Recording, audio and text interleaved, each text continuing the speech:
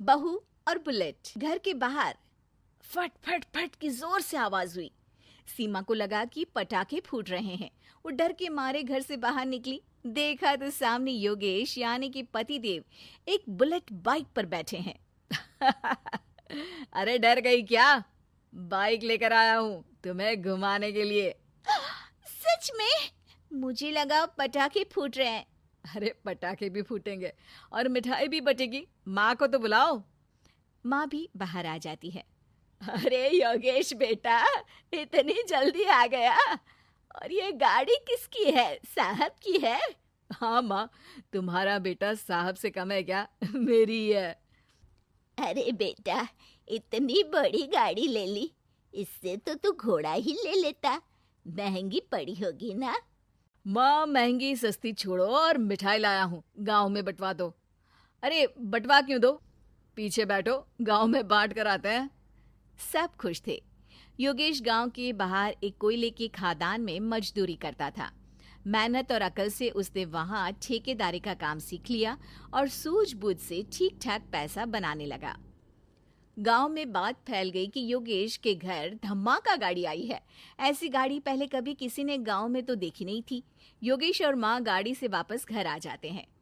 बेटा, बाबूजी ऊपर से देख रहे होंगे और आशीर्वाद भी दे रहे होंगे तुझे। वो होते तो उनको भी घुमाता माँ। पूरे गांव में नाच नाच के मिठाई बांटने जाते। जैसे मैंने नाच नाच के बांटी थी जब वो अपने लिए एक साइकिल लेकर आए थे। बस बस, बाबूजी दो बात भी सुनाते कि फटफट वाली फटफटी ले आया। सीमा आगे कहती है, अपने लिए तो ये गाड़ी ले आए और मेरे लिए?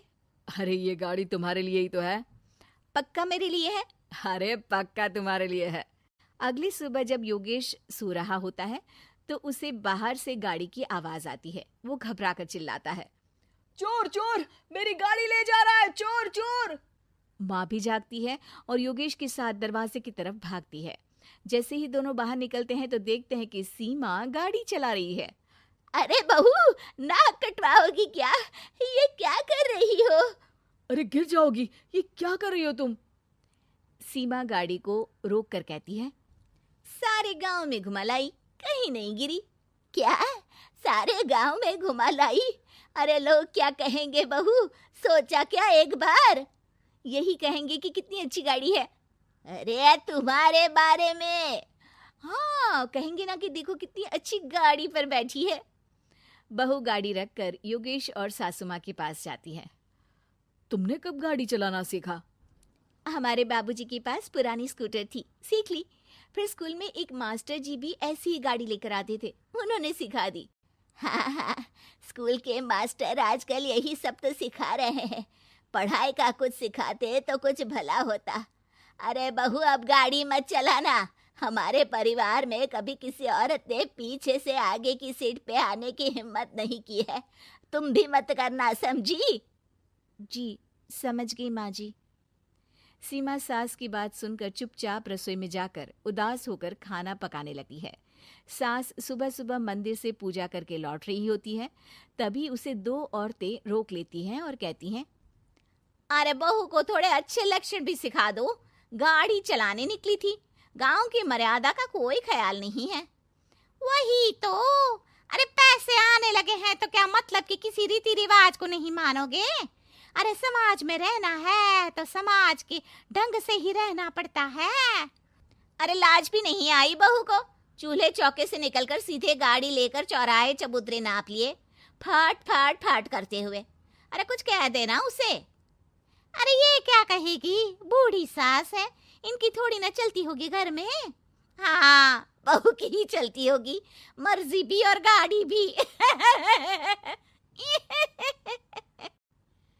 सास सब सुनकर घर आती है और बहू को चिल्ला के बुलाती है, अरे नाक कटवा दी सबके सामने गाड़ी चलाकर।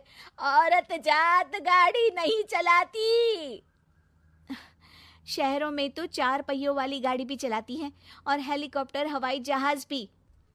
शहर में थोड़ी ना रहती हो मैडम साहिबा।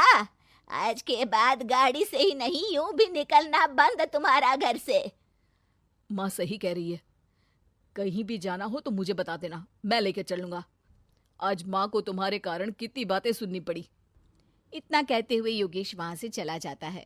बारिश की वजह से कारखाने के रोड पर कीचड़ रहता है, इसीलिए योगेश गाड़ी घर रख कर जाता है और किसी से लिफ्ट लेकर कारखाने पहुंचता है ताकि नई गाड़ी गंदी ना हो।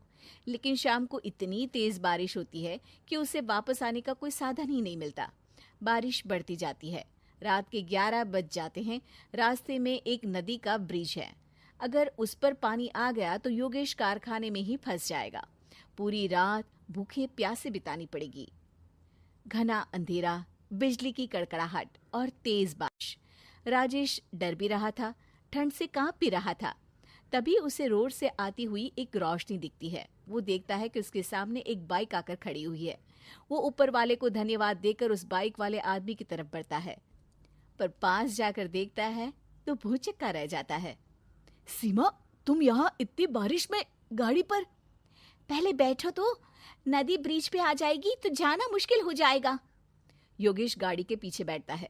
सीमा गाड़ी चला रही है। मैंने तो तुमको पहचाना ही नहीं। गाड़ी की आवाज तो पहचानी होगी ना। अरे पर मुझे नहीं पता था कि तुम आओगी। अच्छा किया कि तुम आ गई। माँ नहीं आने दे रही थी, पर हमेशा पति पत्नी की रक्षा थोड़ी ना करेगा, पत्नी को भी तो करनी चाहिए। योगेश को सुबह अपने किए पर पछतावा होता है। उसकी आंख में आंसू आ गए जो बारिश की बूंदों में बह गए थे। उसके बाद सीमा को सास ने और योगेश ने खुशी खुशी समाज की सीमा लांघने की मंजूरी दे दी। अब वो जहां भी जाती फट फट फट गाड़ी पे ही जाती।